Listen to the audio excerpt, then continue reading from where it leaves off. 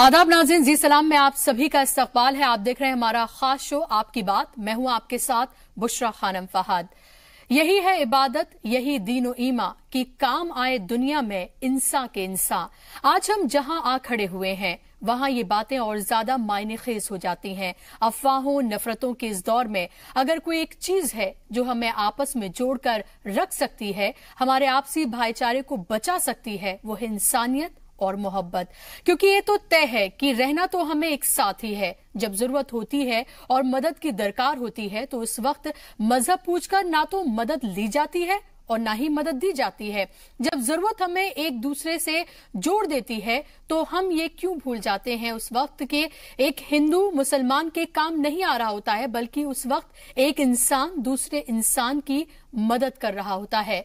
शबनम के परिवार ने मदद मांगने से पहले न ये सोचा था कि वो किस मजहब से ताल्लुक रखने वाले शख्स से मदद मांग रही हैं, और न ही अनुज ने मदद करने और प्रदीप ने खून देने से पहले ये सोचा कि वो किस मजहब से ताल्लुक रखने वाली लड़की की मदद कर रहे हैं। उस वक्त इंसान ने जरूरत में दूसरे इंसान की मदद की थी। टेक्नोलॉजी के इस दौर में जहां हर रोज नए नए तरह के इजाद हो रहे हैं, इससे फायदे और नुकसान दोनों हैं। व्हाट्सएप पर आजकल जिस तरह से अफवाहों का दौर है और आए दिन अफवाहों के चलते बेगुनाह लोगों को मारा पीटा जा रहा है, यहाँ तक कि शक की बिना पर जान से भी मार दिया जाता है। ऐसे में इसके गलत इस्तेमाल को लेकर लगातार सवाल उठ रहे हैं और गाइडलाइंस भी जारी की जा रही हैं। लेकिन अफवाहों के इस दौर में व्हाट्सएप ग्रुप पर शेयर किए गए एक मैसेज से न सिर्फ एक लड़की की जान बची, बल्कि नफरत के इस दौर में हिंदू मुस्लिम भाईचारे की एक खूबसूरत मिसाल भी देखने को मिली। दरअसल रक्षाबंधन के दिन देर रात चंदौसी के अस्पताल में कई दिन से दाखिल एक मुस्लिम लड़की शबनम की हालत ओ पॉजिटिव ब्लड नहीं मिलने से लगातार बिगड़ती जा रही थी, और लाख कोशिशों के बावजूद भी शबनम के घर वाले ब्लड का इंतजाम नहीं कर पा रहे थे।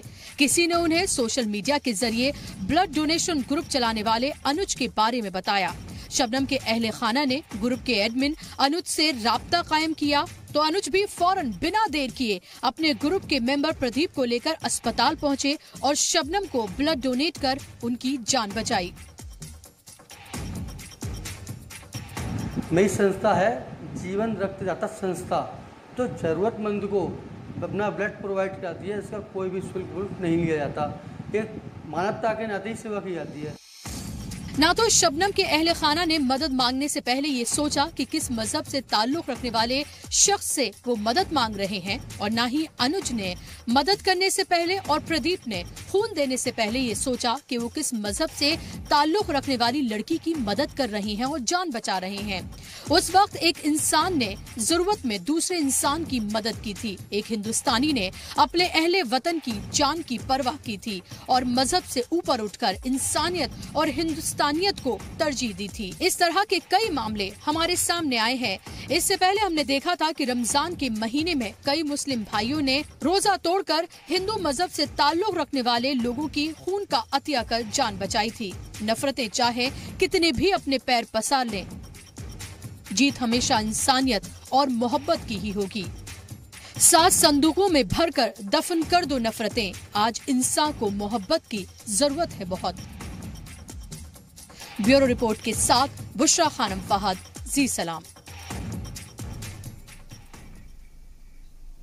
तो व्हाट्सएप के जरिए नफरतें भी फैलाई जा रही हैं, अफवाहें फैलाई जा रही हैं, जिसके जरिए लोगों की जान तक जा रही है, लोगों को मारा पीटा जा रहा है। और उसी व्हाट्सएप के जरिए इंसानियत की ये मिसाल भी आपने देखी, जहां पर एक मुस्लिम लड़की को जब खून की जरूरत थी तो एक हिंदू भाई ने आगे आकर उसको खून दिया और उसकी जान बचाई, और रक्षाबंधन के दिन एक सही मिसाल उन्हें पेश की। आप भी अगर हमारे इस प्रोग्राम से जुड़ना चाहते हैं तो लगातार जो नंबर्स टेलीविजन स्क्रीन पर फ्लैश किए जा रहे हैं उसके जरिए आप जुड़ सकते हैं और अपने सवाल पूछ सकते हैं हमारे एक्सपर्ट से। आज के जो हमारे एक्सपर्ट हैं वो मेंबर हैं खुदाई खिदमत गार के डॉक्टर कुश। डॉक्टर कुश, बहुत बहुत इस्तकबाल है आपका जी सलाम में। शुक्रिया। मुझे पता है कि आप भी इसी तरह का एक ग्रुप कह सकते हैं या इदारा कह सकते हैं, वो आप चलाते हैं, और जो इदारा जब आपने शुरू किया उसके पीछे की भी एक छोटी सी कहानी है। तो मैं चाहूंगी कि मैं इससे पहले जो आज की हमारी स्टोरी है इसके बारे में मैं आपसे बात करूं। आप वो बताइए, छोटी सी आप चंद अल्फाज में अगर आप बता सकें कि कैसे डॉक्टर कुश जामिया जैसे इलाके में रहते हैं और एक इदारा चलाते हैं, उसके बारे में आप बताएं। सबसे पहली तो ये चीज है कि कोई भी इदारा जो होता है या कोई भी सोच होती है, सबसे पहले आजकल जरूरी है यूथ्स में, जो नई जनरेशन है, कि सबसे पहले हमें खुद इंप्लीमेंट करनी है जी। खुदाई खिदमतगार जब मैं पहली बार दिल्ली आया, मैं यहाँ पे जॉब करता था अस्पताल में, तो मैंने यहाँ पे देखा कि काफी मुझ में भी नेगेटिव फीलिंग्स थी एक समुदाय को लेके, मुसलमानों को लेके।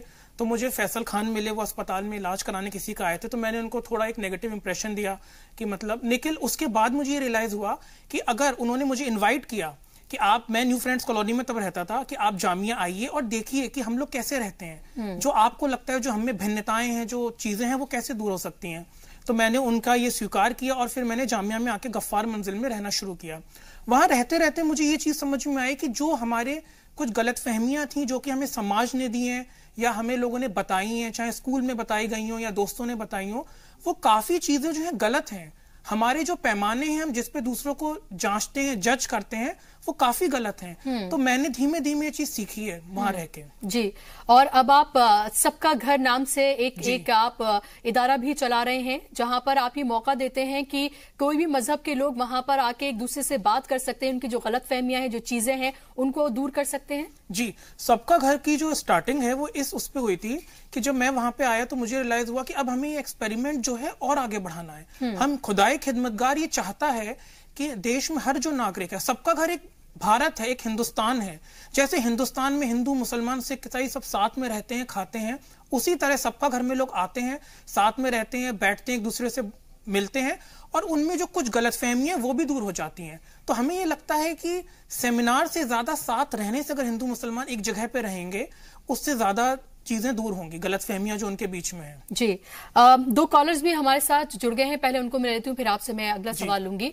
मोहम्मद सालार मेरे साथ जुड़ गए हैं औरंगाबाद से। सालार साहब, अपना सवाल पूछिए। अस्सलाम वालेकुम। जी वालेकुम अस्सलाम। बाजी, सबसे पहले तो दोनों लड़कों को जो है तो मेरा करोड़ों करोड़ों सलाम, जो उन्होंने जो बहुत सही काम करा, और जो नफरत फैलाने वाले हैं उनके मुंह पे खींच के जूता एक मारा जी। ऐसे जो माहौल है, मेरे जहाँ मैं रहता हूँ औरंगाबाद शहर का, बिल्कुल ऐसे ही माहौल है, बिल्कुल हम ऐसे ही लोग रहते हैं यहाँ पे। जैसे मेरे को ऐसा लगा कि मैं अपने औरंगाबाद के अंदर ही है, और ऐसे ही अल्लाह से दुआ करता हूँ कि ऐसी है चारों तरफ हम सब एक जैसे ही रहे और नफरत करने वालों को दूर करते रहे। जी शुक्रिया सालार साहब, आपने जो अपने जज्बात हमारे साथ शेयर किए उसके लिए बहुत बहुत शुक्रिया। और हमारे साथ उस्मान गनी चौहान भी जुड़ गए हैं गुजरात से, उनको भी हम ले लेते हैं। उस्मान साहब, अपना सवाल पूछिए। जी वालेकुम अस्सलाम। नमस्कार, कुश कुमार सिंह साहब। जी आदाब। जी, मेरा सवाल ये है कि मुझे ऐसा लगता है कि 4.5 साल या 5 साल के बाद एक अच्छा न्यूज चैनल खोलने के बाद मिला है। ये तो चैनल खोले तो वही न्यूज आगे थे, rape, gang rape, murder, killing, kidnapping, lynching, बस यही समाचार सुनते थे। आज बड़ा दिल खुश हुआ है कि समाचार की न्यूज देखकर, अखबार देखकर, कि ऐसी मिसालें भी हिंदुस्तान में अगर सब देने लगेंगे तो हमारा हिंदुस्तान कहाँ से कहाँ पहुँच जाएगा। और ये बहुत अच्छी मिसाल है कि प्रदीप कुमार साहब को भी मेरा लाखों सलाम, जो उन्होंने मुसलमान की बच्ची को खून दिया, उसकी जान बची। और इसी तरह ये चलता रहेगा तो हमारा हिंदुस्तान बहुत खुशहाल रहेगा और हमारी आगे बहुत तरक्की होगी। यही आपसे मेरी दुआ है, और आप लोगों को मेरा सलाम कि आप अच्छे न्यूज हमको दिखाते हैं, तो आप लोग बहुत खुश रहे और आगे बढ़े, यही मेरी दुआ है। बहुत बहुत शुक्रिया उस्मान साहब, बहुत शुक्रिया आपका। और मरियम फातिमा हमारे साथ बुलंदशहर से जुड़ गई हैं, उनका भी सवाल लेते हैं। मरियम साहिबा, अपना सवाल पूछिए। मरियम साहिबा, आपको मेरी आवाज मिल रही है? जी पूछिए अपना सवाल।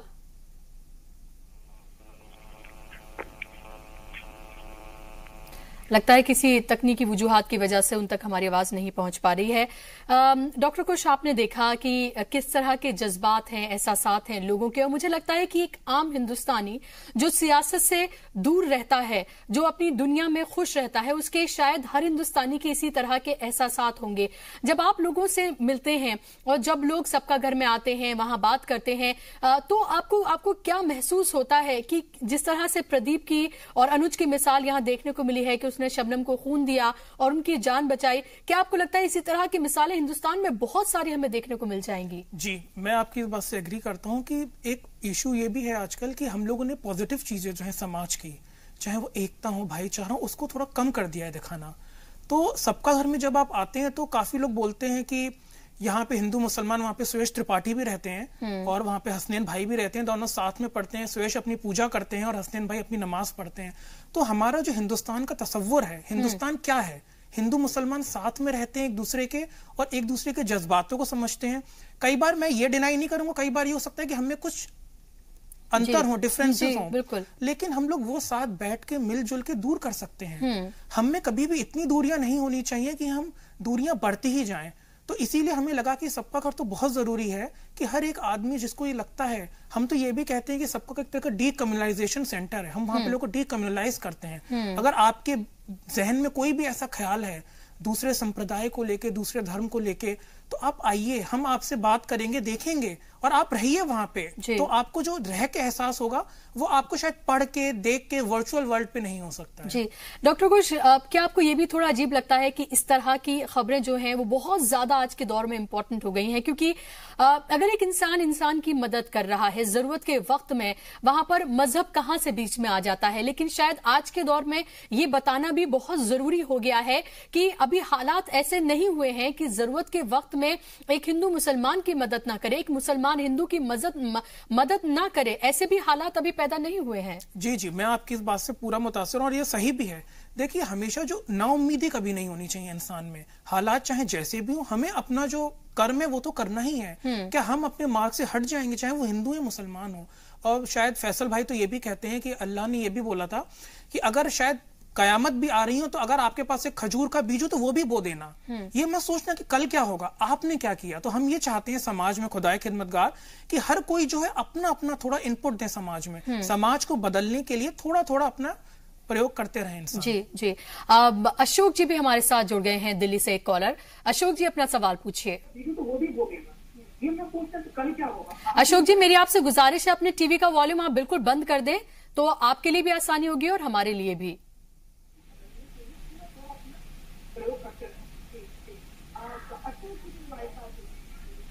जी जी अशोक जी, सवाल पूछिए अपना।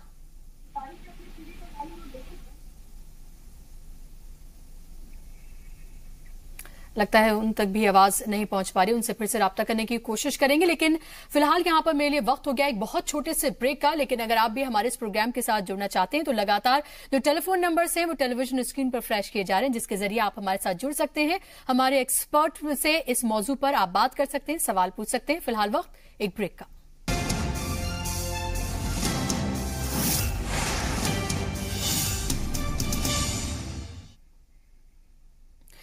ब्रेक के बाद एक बार फिर से आप सभी का इस्तकबाल है। आप देख रहे हैं आपकी बात और हम लगातार बात कर रहे हैं कि किस तरह से एक हिंदू भाई ने मुस्लिम बहन को खून दिया और उसकी जान बचाई।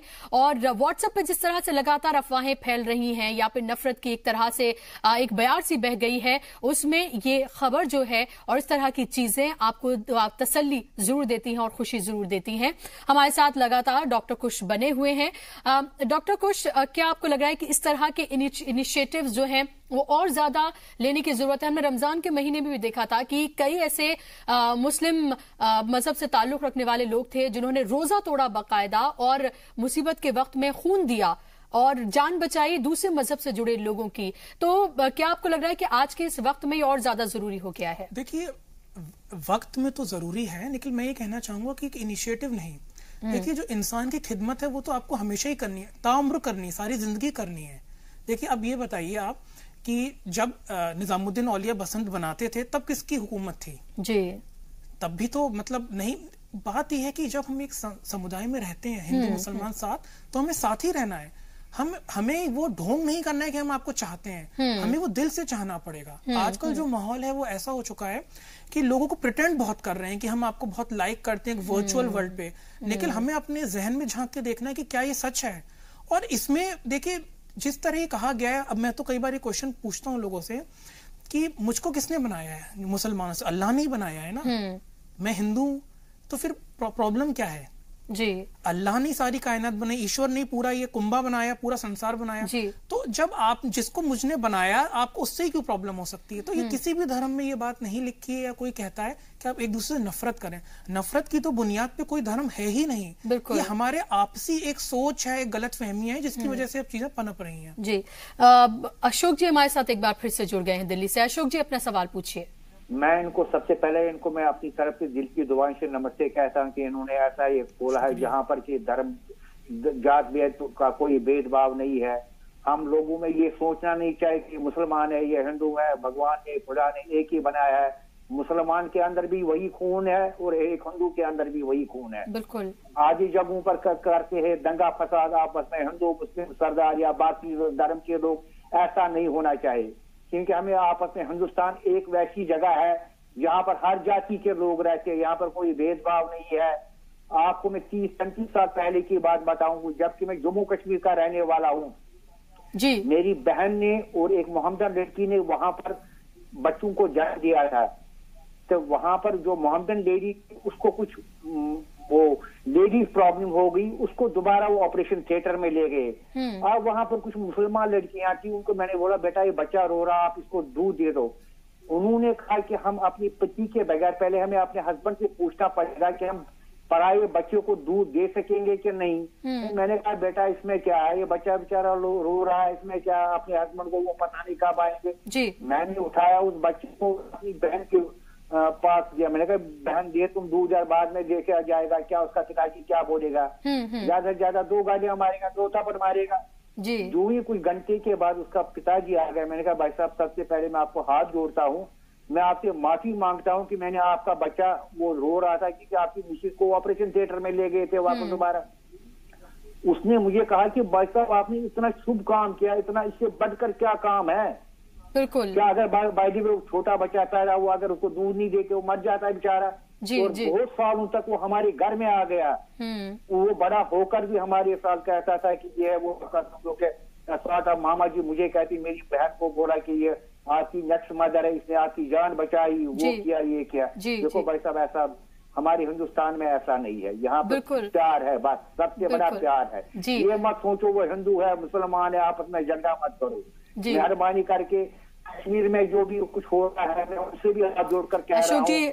आपके जो जज्बात हैं हम समझ सकते हैं और आपने बखूबी ये बयान किया है इस किस्से के जरिए, इन बातों के जरिए कि इंसान ही सबसे बड़ी, इंसानियत ही सबसे बड़ी चीज है। मजहब किसी भी चीज में आड़े नहीं आना चाहिए, यही हिंदुस्तानियत भी है। एक और कॉलर हमारे साथ जुड़ गए हैं, उनसे भी हम बात कर लेते हैं। अनवर साहब है हमारे साथ, अनवर अली साहब है हमारे साथ। जी बताइए अपना सवाल। अनवर नाम नहीं है मेरा, अकबर अली नाम है। जी जी अकबर साहब बताइए। बोल रहे हैं, ये दोनों को सबसे पहले मेरा हिंदुस्तान से सलाम। जी बहुत शुक्रिया जी। दोनों आदमी को जी जी। और हमारा देश तो इतना बड़ा देश है कि मतलब कि दुनिया में इससे बड़ा देश, इससे अच्छा बड़ा देश हो नहीं सकता है। ठीक है, चाहे वो हिंदू का हो चाहे मुस्लिम के लिए, हर जाति इसमें रह सकता है। बिल्कुल। मगर जो हम लोग का जो देश में पॉलिटिकल जो ढुक जाता है ना, ये पॉलिटिकल ढुक कर करके ये देश को हम लोग को तोड़ दे रहा है। ये एक तरफ देखिए ISI ढुक कर तोड़ दे रहा है और एक तरफ मुस्लिम लोग की तरफ ढुक जा रहा है और हिंदू की तरफ आपका ढुक जा रहा है, RSS ढुक जा रहा है, BSP ढुक जा रहा है। वो अपना उल्लू सीधा कर रहा है, इन लोग अपना उल्लू सीधा कर रहा है। मगर मर कौन रहा? दोनों तरफ सब देखिए, गरीब मुसलमान गरीब हिंदू। ठीक है, बड़ा आदमी को देखिए कोई तकलीफ नहीं होता है। आज तक देखिएगा भूखा मर रहा है, बाढ़ आ गया है, अभी जहाँ बाढ़ में इतना गरीब बच्चा मर जा रहा है, ये मर जा रहा है। देखिए कोई संस्था आ रहा है, कोई संस्था नहीं आ रहा है, ना BHP से आता है, ना ये से आता है, ना कोई से आता है। और हिंदुस्तान में तो हम देख रहे हैं कि मुस्लिम तो दिन पर दिन नीचे जा रहा है। कैसे जा रहा है समझिए, मैंने एक टाइम था आज से 50 साल पहले, 60 साल पहले, और आप ही देख रहे 60 साल से नीचे चला जा रहा है। मतलब किसी चीज का शर्म लिहाज नहीं। मुस्लिम का बस्ती में आप घुरिएगा तो गंदगी आपको बहुत मिलेगा। ठीक है, तो ये गंदगी का प्रॉब्लम किसका होता है?